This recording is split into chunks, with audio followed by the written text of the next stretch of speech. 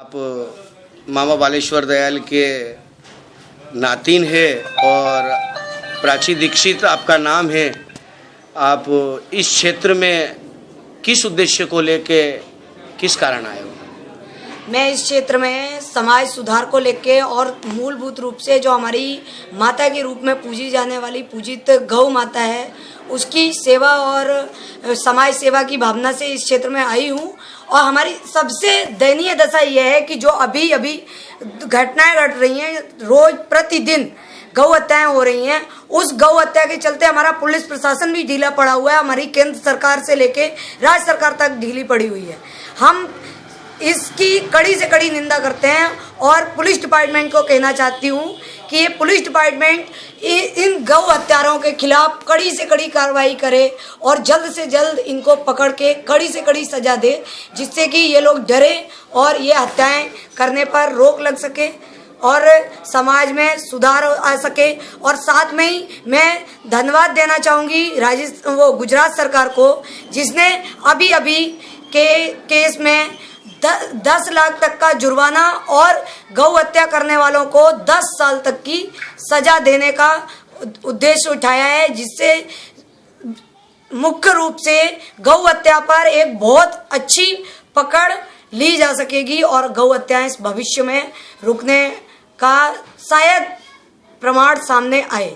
मैं राज्य सरकार कुछ दिन पहले 9 दिन पहले पाटन थाना क्षेत्र के शिमला कुड़ी में कुछ लोगों ने गौ हत्या कर दी, उसमें आपका क्या कहना चाहें?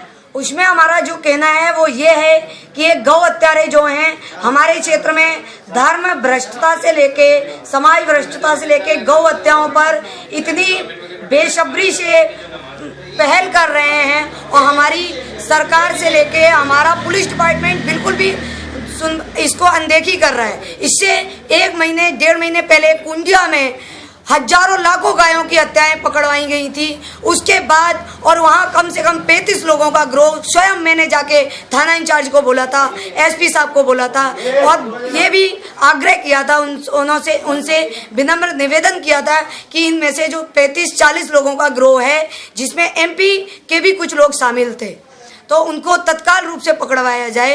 लेकिन ऐसा उन्होंने उस मामले पे कोई भी सुनवाई न करते हुए जो 4 लोगों को, चंद लोगों को उसी दिन तत्काल रूप से वहीं पकड़वाया गया था मौके पे ही, उनमें से भी 2 लोगों को छोड़कर 2 की ही गिरफ्तारी की और उन पर कोई बड़ा ऐसा कोई वो नहीं दिया कि ये हत्याएं प्रतिदिन होती जा रही हैं। केंद्र सरकार और राजस्थान सरकार को गौ हत्या के लिए और पुलिस डिपार्टमेंट के लिए आप क्या कहना चाहोगी?